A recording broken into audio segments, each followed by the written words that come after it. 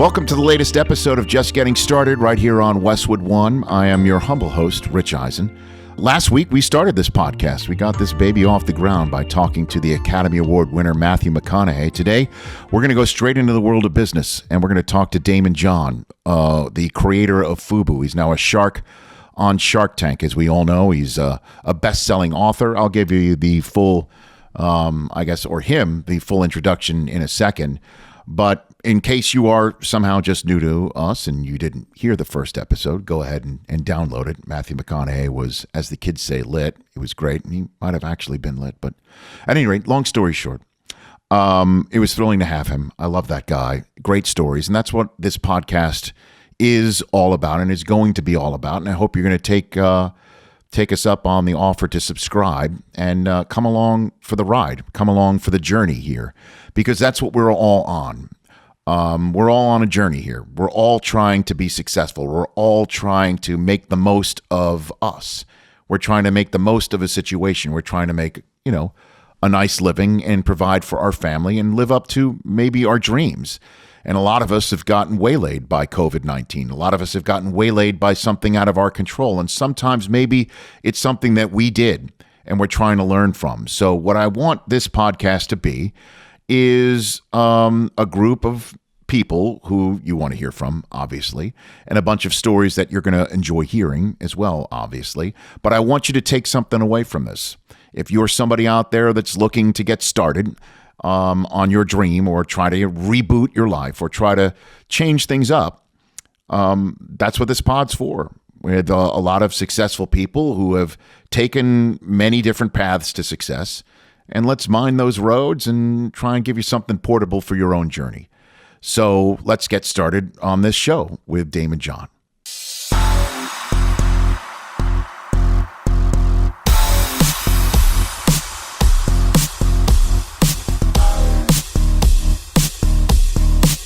He is a man with many hats, including the Yankee hat that's on his head. He is the founder of FUBU. He's a shark on ABC's Emmy Award-winning series Shark Tank, two-time New York Times best-selling author and the owner of the Shark Group here on Just Getting Started, Daymond John. How are you, Daymond? I am well. I'm amazing. I'm healthy. And thank you for asking. Of course. Absolutely. One last thing I left off, I think that maybe defines you, Hollis, Queens. That's where you are from. What in the world was in the water in Hollis, Queens to have so many people of note and so many successful people coming out of that section of New York City? I don't know, but what must have happened was probably, once you started to see one or two make it, then they have cousins and brothers and sisters, and you just started to change your way and your thought process, I think. And for those who don't know, as I look at it, it was, LL Cool J, Run DMC, Salt and Pepper, Tribe Called Quest, 50 Cent, Ja Rule, Onyx, and so many other, Ed Lover and Dr. Dre, not Dr. Dre from California, but MTV, and then literally another dozen that came out of the same, square 5 miles. Well, from the sports world, I don't want to forget Stephen A. Smith, too. I mean, Stephen A. would be very upset if we did not mention him. Smith, Anthony Mason, Sweet Pea. So many others also that I can think about. Yeah. It seems so. You have not lost the New York accent, no matter what. I could still hear it in your voice, Daymond. You still got it. What would you be talking about? It doesn't realize I didn't realize that I have an accent. I thought that everybody else does. Well, no. I'm from Staten Island. I'm from another outer borough, and you could sort of hear that in my voice right there. I kind of got it there when I first started doing sportscasting. When I was first starting my career, Daymond, I would say things like NCAA tournament, or or the state of Oregon, and I learned I had to dial it back a little bit, I never thought to dial it back, actually. My wife is from Pennsylvania, and every time I say, well, that's hilarious, she'd say, hilarious? Well, that's part of your roots. That's part of your origin story, and that's what this show is all about, is trying to, talk to folks like yourself who have been so successful about how it all started and what we can maybe glean from your journey. So where would you say your beginnings started, for the lack of a better phrase? Like, where do you think it all started for you, Daymond? Well, it all started growing up. I mean, I was born in Brooklyn, but at age 1, I moved to Hollis, Queens, and it all really started, there's a couple of different stages of it.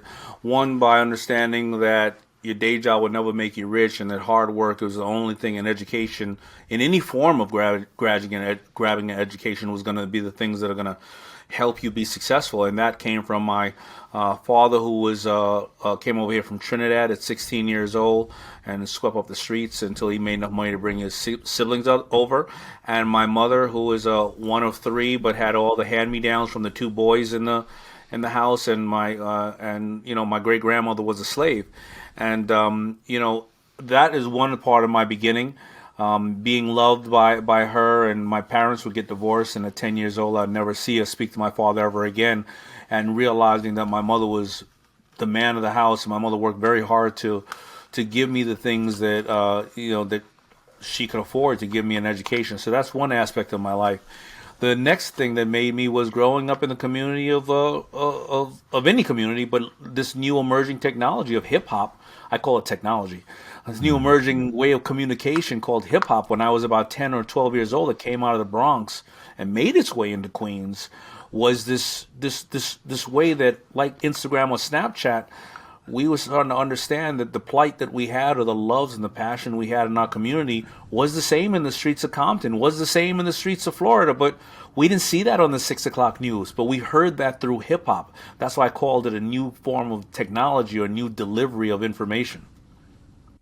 So when did you first realize that that hip hop could be a pathway for business success, Daymond? When did that start for you? Well, from an unrealistic standpoint, I understood that at about 15 or 16, when I first was going on the music tours as a roadie on the music tours, not getting paid, but just kind of like running around. And like many places in the country or the world, a new cheap drug started to hit the streets called crack cocaine. And unfortunately, as you and I spoke about Hollis, Queens being the home of a lot of legendary people, there were actually legendary drug dealers that President Reagan would talk about in Hollis, Queens, and they really took advantage of a lot of the community. But many of the young men and women in the community never saw a person of color on TV who was successful, that didn't come from sports and had what we feel was a great ability and a great discipline. So, if I looked to TV to see somebody that looked like me who was an entrepreneur, it didn't really look like Fred G. Sanford, the junk man, was doing that well. And so if you never saw that, many of us moved over to that side of the world, or of that world, and would be dead or in jail by 21. I happened to go on those music tours. The first rap music tour, which I don't want to date myself, Go for it. Had Fat Boys on it, LL Cool J, Houdini, and Big Daddy Kane. And I went on that tour, and I realized and not the whole tour. Let me explain. They would have a spotted date, maybe in Philadelphia, maybe Troy, New York, or someplace like that. And I would go to one of those dates, and I would see somebody like a LL Cool J standing on stage with 20,000 people screaming over him, waving their hands, and this man was making money. And I said, you can actually make money, do something you love, doing something you love. Yeah. You don't have to risk everything. And that was my first point, where I said, I know that I can make money there. So I tried to be a rapper, I tried to be a break dancer, and obviously it didn't work out. Well, it's funny. It's funny you say that, Daymond, because when when I first realized I couldn't hit the curveball, I couldn't make a jump shot, I couldn't do all that. I knew I'd have to talk about it for a living to get to where I wanted to go. So I guess you had the same revelation in your area of your world, huh? I did, and I stumbled so many times, and I started so many little businesses that I started out of the need to want to make money and think I was going to be a gajillionaire in 1 year after this business, and they never worked out. I fell on my face. I was also the guy who was too cool in school, that after I finished high school, I took the 1 year off of college really to party and club, and I never went back to college. And I laughed at all those kids in school who were applying for colleges, and I turned around and I was 22 years old. I was working in Red Lobster, and the kids who I laughed at were coming back, and I was serving them shrimp in Red Lobster with tartar sauce on my apron, and it struck me, maybe I'm the idiot.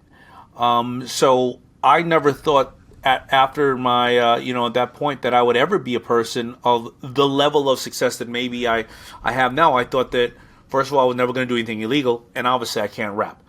So I'm going to start just working every day, 9 to 5, or whatever it is. Maybe I'll get a city job. Maybe I'll do something of that nature. But that was where I found FUBU, because I was working the day job, and I was happy with it. I'll be very honest. I'm always happy with the decisions I make.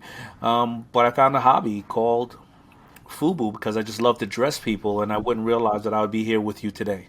So before we get a little deeper into that, that was, I guess, your epiphany moment was at a Red Lobster, where you're just looking down and you're just taking stock, and it sort of hits you that there's a different path you need to take in order for you to achieve what you knew at the moment. Like this, you just felt it in your bones. Like this was a moment that you just needed to pivot right then and there. That was your moment. Yeah, I kind of did the whole thing of, thinking about, if you keep doing the same thing, getting the same results, what is it? That's called insanity. And I had to have a very humbling moment with myself that, I still till today keep having those moments, but I took inventory and I said, if I keep going down this path, I'll never grasp any level of success that I'm aiming after. And I started to settle a little bit with maybe the rest of my life I will, just be a waiter, and it's fine. That could be fine too. And then I started to, my part of aspiration a little bit was if I do a great job as a waiter, maybe I can get into a program of hotel restaurant management. But that was as high as I was aiming at that point. So now let's get to the FUBU part, obviously, because this is where things begin to take a major tick up for you. And so why FUBU? Where did this come from? And where did it all, I guess, start with a big break for you? If you can walk me through that, Daymond. Well, my career has been a million big breaks. FUBU started when I was really looking for some clothing to wear, and which I'd already supported so many of the designers that are out in the market at the time. And then we just started to hear they started to get this backlash because we started to hear designers did not want people of color wearing their clothes, or they didn't want inner city kids or rappers, whatever the case is. And I'm sure those are rumors, or I hope they were rumors, of most of those companies. But then Timberland had put in the New York Times something of the nature of, we don't sell or make our boots for drug dealers. They're no longer owned by the same company, and they retracted a lot of the things that they said or attempted to. But it hurt me dearly because I was spending so much money on Timberland boots because I loved them almost like the way the kids love Jordans and Yeezys, that I went home and I created a brand, FUBU, For Earth By Us. And a lot of people thought initially it was about a color, but it was about a culture. It wasn't going to be a bigot the same way I felt at that time. The comment that came out of Timberland's mouth was, and I created my brand. But what were the moments? I mean, I have so many moments. I mean, the one I remember is I sewed a bunch of hats by hand, and Good Friday, 1989, 3 o'clock in the afternoon, I stood on the corner and I sold $800 worth of hats in 1 hour. No kidding. And that was the moment I said, I will never work for anybody ever again for the rest of my life. And reality set in. I went back to Red Lobster for another 5 years, but the feeling was good at that moment.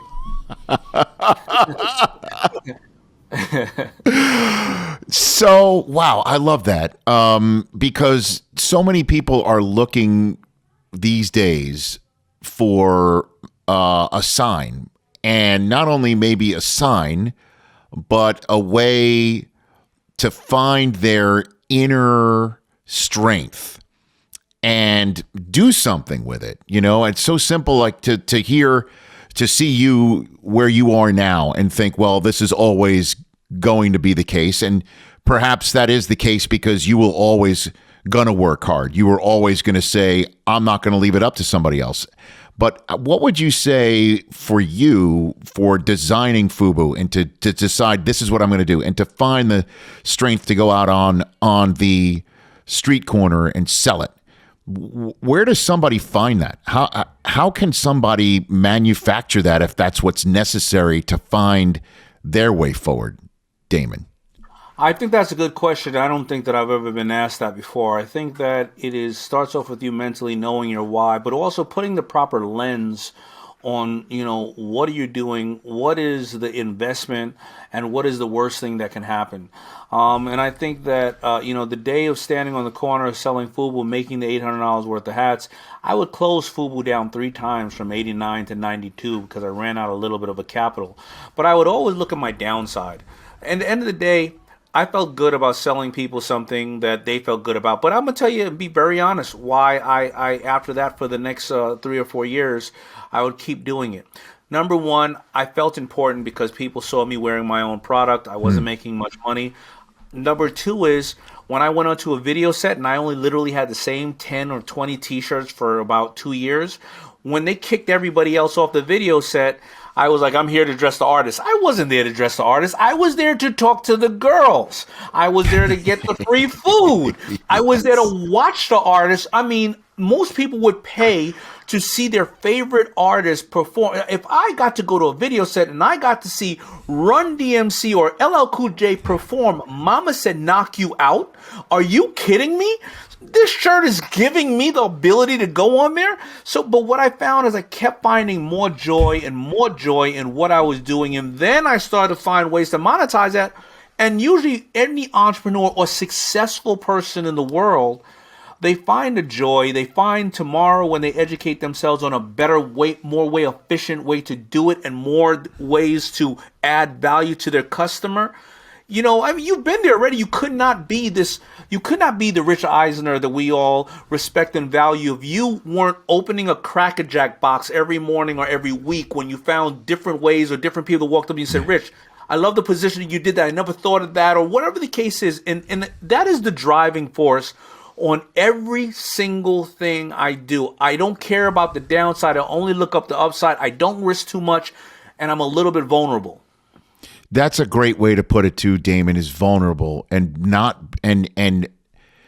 being fearful of feeling it and using it maybe as a springboard to never say no and always bet on yourself. I'll never forget when I was trying to get an on-air job on TV, and I would just pack up my tapes, my resume tapes in these big, thick, 3/4 inch boxes. It was huge. And I put on a suit and I hopped in a car and I road tripped upstate New York looking for, just knocking on doors of news directors saying, I would make sure I wouldn't go during a news hour because that was definitely a way for me to say, I don't know your business and I don't respect your business when I show up at your busiest time to ask for, your time for me to interview with you, even though you're not looking to hire. It really was just so I remember I went to upstate New York. And I walked in to somebody's house that had yet to be. It was still a startup because I sent a tape to a 24/7 news organization that was just formulating in Albany, Schenectady, and Troy, New York. You mentioned Troy before. And they were just starting it up, in the seat of New York State Power to be a 24/7 news channel. And I sent a tape to them to be a sports guy, and they responded. They got my tape, and I just showed up on this person's step thinking it was a business, but instead it was his house. And I knocked on his door, and he was in the bathroom when I showed up. I swear to God this happened. And the person who answered the door said, hold on a second, I'll go get him. And I, like all in the family, I heard a flush of the toilet upstairs. He comes downstairs and he says to me, to my face, I don't have time for this shit. I don't have any time for walk-ins, and slammed the door in my face. And I thought, I was so low. I felt so low. And I sat in the car and I had a moment, sort of what you had at the Red Lobster. And I'm like, I am not going to let this man define me. I will not let that happen. But I was vulnerable. I could not have been more vulnerable at that moment. And that was the lowest moment for me, man, when I was looking for work. Big time. So I hear you. And what did it do after that? You have to have a strong rejection muscle in any form of success, especially when, listen, and everybody who's getting intimidated right now when I say that, every parent has a strong rejection muscle, because when you deal with a 2-year-old or a 5-year-old, a 10-year-old, you have to have a strong rejection muscle. But what did that do to build character in you? Why did you get back up? I had no choice. You know what I'm saying? Like, I didn't think I had any choice. And I also firmly believed in myself. I really did. I really thought, I am not going to let this guy who might have had a bad day, or clearly the business wasn't off the ground. I mean, he was really, he's dropping a deuce in his own house. You know what I mean? When I went and found him, to be honest with you. And I'm like, I am not going to, I literally thought to myself, this is not going to work out. And then I said to myself, I'm not going to let this be the end of it, because I'm not going to give up because of this guy. And sure enough, interestingly enough, I wound up getting a job in Redding, California. Had a great stint there, and ESPN hired me from there. And in year two of being on ESPN, they invited a whole bunch of media critics from around to show up on the SportsCenter set and do a SportsCenter, next to a real anchor, just to see how it put them in the shoes of the on-air person. And the person I was sitting next to was the sports critic for the Albany Times-Union. I'm like, I got a question for you. Did this, do you have a 24/7 news television outlet? And he goes, no. I'm like, did one ever start? Would you know if one was going to start? And he goes, yeah. And he goes, never started. And I sat there and I just nodded my head. I'm like, damn straight I didn't let that guy take me down. He never got out of his house, and I'm sitting where I wanted to be. I really had that moment. Now we know why it never started. Now we know why it never started, because he did that to a lot of people, and you never know who could have walked in that door. And thank God he did it to you. That's what I said that, Daymond, because I'm like, what's more I guess enterprising that I found you in your house. Like, that's the type of guy you should say, I want to hire that person. But anyway, I bring that up because when you say vulnerable, that kind of hit a nerve in me, obviously, because to me, that is important, because you still have to say vulnerable is not a bad word. It is not. It is something that can be actually used as strength. It really can. I believe that. Putting yourself out. It's another way of saying being willing to learn. It's so many different ways than being vulnerable. And people respect it. The ones who respect it want to help, and they want to work with you. And not that it's charity or pity. You know what I mean? So that's what I think is key to being an entrepreneur, key to success in life, being open to learn, being vulnerable, and also having empathy for others. I guess in that respect, before we move on to the here and now a little bit here, Daymond, what was that moment for you where you thought, you were told no, or you were rejected, or you were made to think that your concept of FUBU and what you were doing? I know your mom, mortgaged the house to help get you started, to give you some capital. I know that you did get some support, but what were the moments where you thought maybe this wasn't going to work out for you? I created my own company, and after about 8 years, I was frustrated. I wasn't getting as far as I could, even though I had all the hype around me, but I didn't know what I didn't know. I went over to some guys who had answered an ad, they interviewed me of doing a manufacturing distribution deal. And I left, and I called them back, and at that time it was answering machines, and the guy who ended up, discussing it with me didn't answer that answering machine for about 5 months. And I just felt totally defeated and ignored and kind of just stupid. I would go to the Magic Trade Show. I'd already went one time, and the Magic Trade Show was a trade show that we all sell our apparel at. And I would go 6 months later to that trade show, and that guy and his brother would see me walking down the aisle, and they happened to have a booth where they were talking to really big buyers like Macy's and all these people. And one of the biggest buyers in the industry pointed over and said, "Is that the guy with the FUBU shirt?" to his assistant and said, "Go get him. We have to have that FUBU." Now, I don't remember talking to that person, but I went home. Week later, oh my God, guess who calls me? I answer the phone. He goes, "Hey, why don't you come in and let's do the deal." And I was young, I was scrappy. I thought that I was Mr. Big Entrepreneur, and I negotiated out of ignorance. And I was just, I wouldn't have done the deal, but I was like, "You a fucking asshole. You didn't call me back. Now all of a sudden you're calling me. You're full of whatever. If I come there, do not waste my time. There better be a deal signed in I don't know how long period of time." Me not knowing a really great deal, we should go through some paperwork, and there should not be sign this. Right. But I got one of the most amazing manufacturing and distribution deals with Samsung Textile Division. Out of that, those two partners of ours, Norman and Bruce Weisfeld, have been like my brothers for the last 30 years. The deal came out of totally of my ignorance and me feeling at the lowest point of my life and negotiating out of ignorance. But they understood where I was coming from at least, and they had empathy and they educated me on why they did it. Now, being a shark on Shark Tank who gets pitched every day, yes, I wouldn't have answered my calls either. I would have just said, "Hey, man, I'm sorry. I'm looking around. Do you mind?"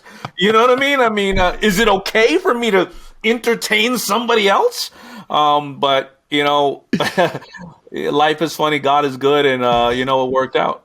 The lens of perspective can sometimes be laser focused. No doubt about that. Daymond John here on Just Getting Started.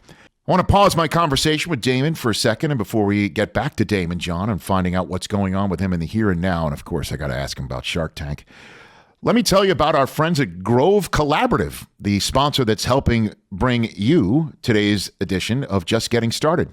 I think we can all agree that running to the store has been pretty stressful lately, and there's nothing worse than forgetting something on your list and needing to make multiple trips. Shopping from home essentials should be easy and convenient, and that's where Grove Collaborative comes in. Grove is the online marketplace that delivers healthy home, beauty, and personal care products directly to you. With Grove, you don't have to shop multiple stores or search endlessly online to get all the natural goods you need for you and your family. Plus, shipping is fast and free on your first order. Join over 2 million households who have trusted Grove Collaborative to make their homes happier and healthier. Making the switch to natural products, folks, has never been easier. For a limited time, when my listeners go to grove.co/Eisen, you'll get to choose a free gift with your first order of $30 or more, but you have to use our special code. So go to grove.co/Eisen to get your exclusive offer. That's grove.co/Eisen. Now back to my conversation with Daymond John. Let's talk about the here and now, Daymond John. What is Daymond on Demand? What are we doing now? So people could just, I'll give you the floor. What is that, Daymond on Demand? Yeah, so Daymond on Demand, listen, I think that we're a great time for people who are, as you see in many things, when people dial back like '08, when things came like Uber and Airbnb, people are creating a lot of businesses now. And with all my books and with all the stuff I do on Shark Tank and everything else, there are a lot of people that feel that they need things a little laid out for them. So what I created was an amazing digital course with all the most commonly asked questions, everything from the difference of a patent to a trademark to how to find funding, where to find funding, when's the right time to find funding. And I put it all together on this course called Daymond on Demand, because I want people to learn from my $20 million worth of mistakes. Trust me, you don't want to call future partners and curse them out. Most people right now probably have common sense about that, but I put more technical things in there about how to build a company, because a lot of people that I see that I try to invest in, they're not investable. They cannot structurally take in the money. A lot of times that's what happens to people. So Daymond on Demand is all of that bundled into one. It is, it is something I think that is of great, great value that I created because I just realized there's so much misinformation out there. And hopefully, due to all my years of hopefully educating people the right way, they know that I'm going to come to them and give them what they need. Well, it's not just that, too. I know you talk a lot about financial literacy and how, and I think that's an important thing to mention here as well for people who are trying to, how many people have a good idea, but they may not have the financial literacy, how to connect those dots and make it work, and also understand, what a balance sheet could even look like. So how would you approach that if somebody is trying to become more financially literate? Yeah, so exactly. Listen, we grew up in a world and in a time when the education system is broken, and financial literacy is something that we should be taught in school, just like we're taught shop. I always say, I'm not sure, Rich, if you or I are going to need to go build a birdhouse, but I promise you we're going to need to balance a checkbook, whether we are running a Fortune 500 company or running a household checkbook. And we don't have financial literacy. So, kids end up going to school and getting out of school at 18 years old and getting to the level where they can now acquire $300,000 or $500,000 in student debt that they won't pay off till they're 45 years old for education they're not really certain that they want to take. So financial literacy is something that is extremely important. It's not how much you make, it's how much you retain. I did something called Black Entrepreneurs Day, had Shaquille O'Neal as one of my great guests, and I wanted people to be, again, vulnerable. And he said when he made his first check, he didn't realize that he had to pay taxes. But, No, in school they don't teach us about taxes, though, do they? I mean... No, I mean, I could make a joke that at LSU they probably didn't take his taxes out of that check either, but I don't want to go there. But or Blue Chips. We saw obviously who he played in Blue Chips. No, but I've been to many rookie symposiums with the NFL. And there are, with the Players Association, back when there was a rookie symposium where all the drafted rookies were in a room together, and at a symposium, there was a balancing of the checkbook breakout session. And a lot of young studs, big men on campus, now hoping to be in the NFL, they didn't know. No idea. Zero. I sometimes go on Clubhouse and I answer questions that people don't know. You know why? Because finances scare people, but they have to deal with them one way or another. And a lot of people don't know what something called capital gains is, or and how to reduce your taxes. And it is American to pay your taxes. Yes. And or how, when a check comes in, what do you do? Listen, I came from a community where we thought you're supposed to put the money under the bed, and cash is a depreciating asset, but I would never open a bank account. Why? Because for some reason I believe the bank is mean and they're going to take my money. No, if I screwed up and not paid my taxes and they have to freeze it, that has nothing to do with me. But I would pay 5%. A 5% cost to have my check cash. That means if I'm making $30,000 a year, or let's say I'm making $50,000 a year, $2,500 is just to cash my check. When that's not financial intelligence, because if you put that in the bank over the course of 10 years, in some stocks increasing about 10 to 15% a year, averaging over. That $2,500 is probably going to be probably about $30,000, that you saved. You just spent that on cashing your check. Anyway, financial intelligence is extremely important, whether you're buying widgets or whether you're buying bread, for the home.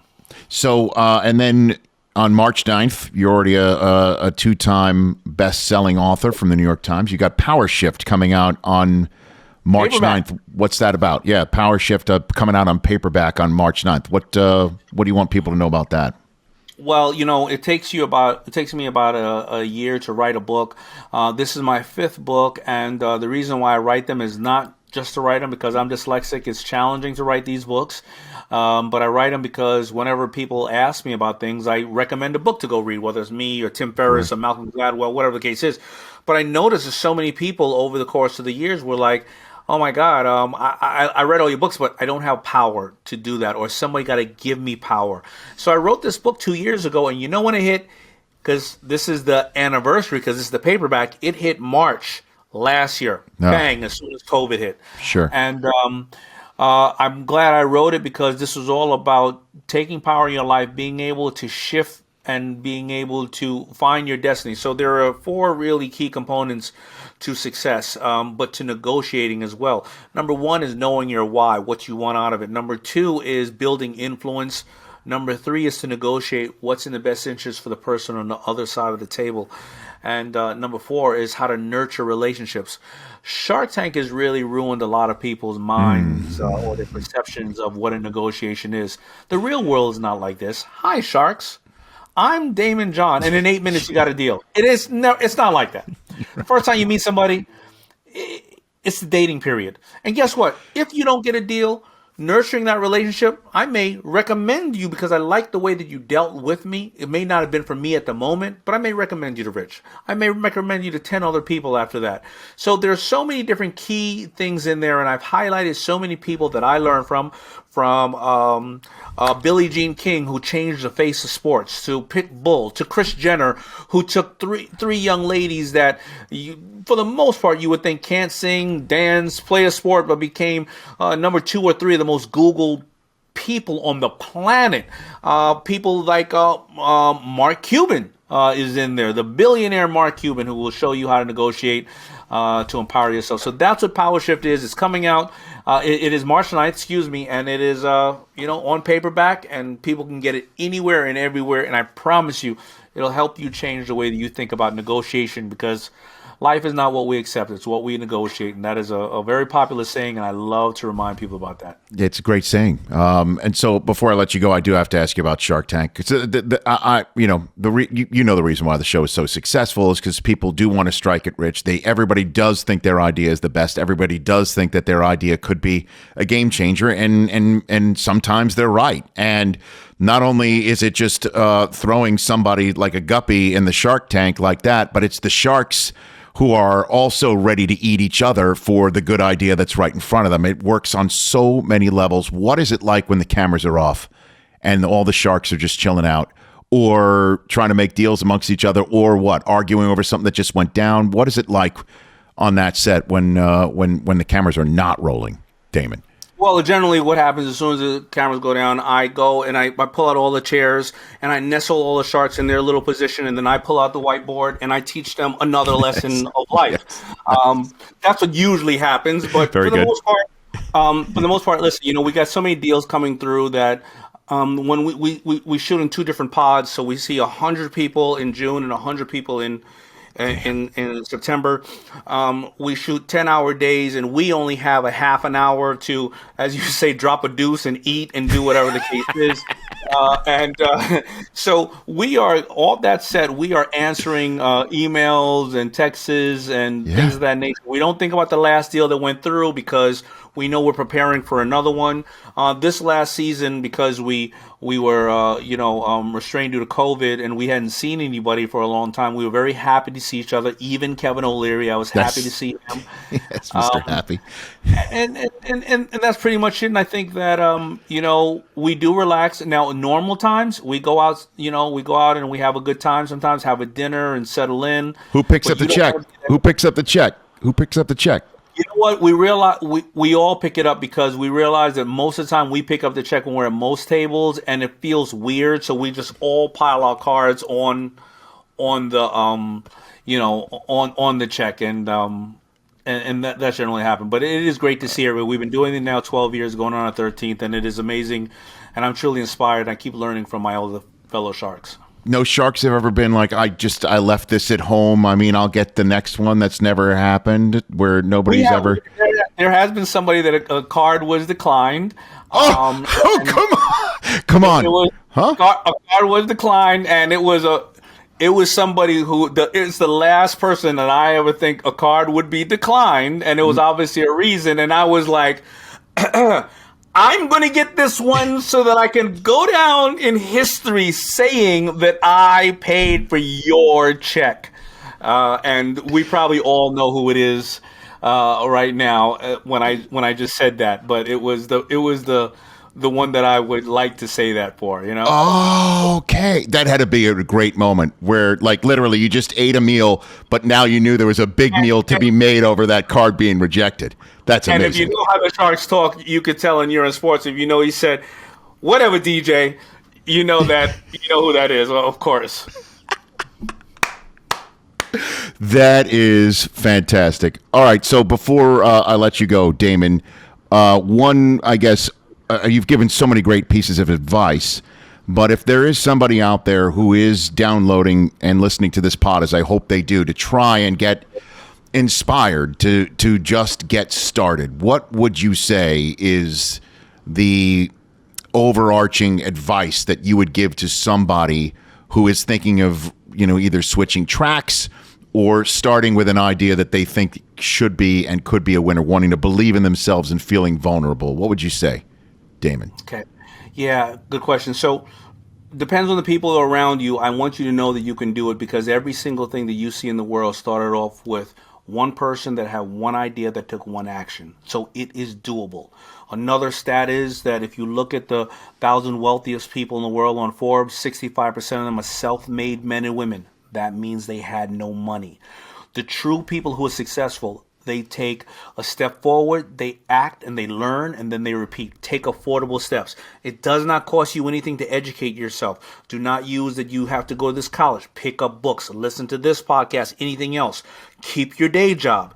Keep educating yourself. But you got to understand you're going to have to sacrifice something. I slept for 3 hours a night for 5 years working at Red Lobster and working FUBU. But if you do that, then what happens is if you don't bet too much, then you can recover from any mistake that you make. If you educate yourself, you can avoid those mistakes. But you got to keep doing that and finding mentors, because mentors will continue to help you, show you when you're in the right direction. And if you fail, if it's something you love, then you spent time doing something you love and just didn't work out right now, and maybe you'll start all over again a little more wisely, but you'll be able to recover. Daymond, I really appreciate it. Truly. I love the chat. Love that you were kind enough to say I'll pop on a new pod with me on Just Getting Started. I really appreciate it. Truly. It is an honor. Are you kidding me? I'm happy to be here. I got to brag. I'm going to brag about this too in about 10 years when it is the biggest thing ever. I'm like, oh yeah, Rich, I was on there. I was probably number 5 or 6, but I was there. I appreciate that. And you tell Cuban pay his bills. Okay. That's tell Cuban right. You said it, not I. I didn't. Oh, got it. Nope. I just threw that one out there. That's Daymond John right here on Just Getting Started.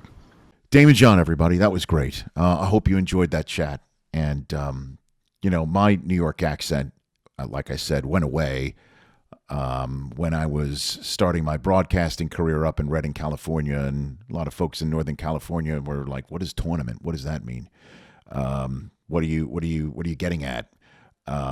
And my accent still does come out if you cut me off in traffic, so let's avoid that. But just hearing his story, it kind of gave me an idea that maybe as we continue on this pod, I'm going to try and, if I can, get everybody's epiphany story. But by that I mean just having the moment where you realize that you need to change things up, or you realize that the way you're doing things, or the way you're conducting yourself, or the way that things are going is not to your liking. And you have one of those epiphany moments and you say, I'm going to do something about it. That the power is within you to find a solution. And I'll share my epiphany story with you right here to wrap up this episode. Before I did go into TV, I was in print journalism. And I graduated the University of Michigan in 1990, and I took a job with my hometown newspaper, the Staten Island Advance, or as the locals would call it, the Advance. They put the accent on the first syllable. And so I'm, working for the Staten Island Advance, which had me as a summer intern while I was with Michigan. And I'm not doing sports, which is what my dream was to be. My dream was to be a sportscaster. If not a stand-up comedian. We can get into that in future episodes as well. Maybe we'll get a comic on as a guest. But the reason why, again, I'm telling you, this is my epiphany story, is I was covering the police beat, the cops beat, going from one police precinct to another on Staten Island. There were 3 of them. And you would hop in a car and go from one precinct to another and literally stop in to the precinct and go up to the desk and ask if there's something going on. And also look through the police reports for burglaries, because my hometown newspaper would report which houses got broken into. It's a small town, Staten Island. It's the size of a medium-sized city in the United States, but in New York City, it's a small part. It's the smallest borough of New York City. And I remember going from one precinct to the next, and I had this big, huge walkie-talkie next to me where I'm listening to the police radio, and there was a sheet that I had. Police was not my normal beat. This was just on a weekend where I was filling in for somebody, and you'd hear codes. You'd hear like 1014, 1020, 1025, and every code that was coming out, I was afraid it was like some, major situation going down on Staten Island. I was just fearful of missing something. So I'm going from one precinct to the next, and an ambulance zooms by. And I'm thinking, okay, this might be something that I need to go cover. And I followed the ambulance. And I went through some red lights to follow the ambulance. And I once the ambulance zoomed off, and I decided I shouldn't continue to follow that ambulance because I'm blowing through red lights, I pulled over to the side of the road. And I thought to myself, what I am doing right now, there is no other way to parse what I'm doing right now other than call it what it is, ambulance chasing. I was an ambulance chaser. I didn't ever think I would do such a thing or want to do such a thing. That's not what I was put on the planet to do. I didn't go to college for it. I didn't want to do it even as I was doing it. I just was following a basic instinct to try and be professional, and also fear of missing a story. And I thought to myself, this was, I guess, Daymond John's Red Lobster moment, where I pulled off to the side of the road and I'm like, I want to be a sportscaster. I do not want to be an ambulance chaser. How do I make this happen? What do I do? And eventually I applied to graduate school because I was fortunate enough, you heard, as I mentioned, Daymond John's mom took out another mortgage on their house so she could help finance his business. My parents helped me with student loans. And I went to grad school and, eventually got to where I wanted to go. But not before I had that really strange moment of ambulance chasing and having an epiphany behind the wheel of a car in Staten Island, New York, saying, I'm an ambulance chaser and I don't want to be one. And I just sat there and decided I'm going to take some steps. And that's how, in a way, I just got started. So every episode of Just Getting Started is going to be out every Friday. So as the kids say, the episode will drop on Friday. So keep an eye out for the next episode of Just Getting Started. Please do subscribe as well and give us that 5-star rating. You know you want to. And if you don't, I'll know who you are. I don't usually like to end a show with a threatening note, but I just did. And so I guess that's how I'm just getting started. We'll see you next week.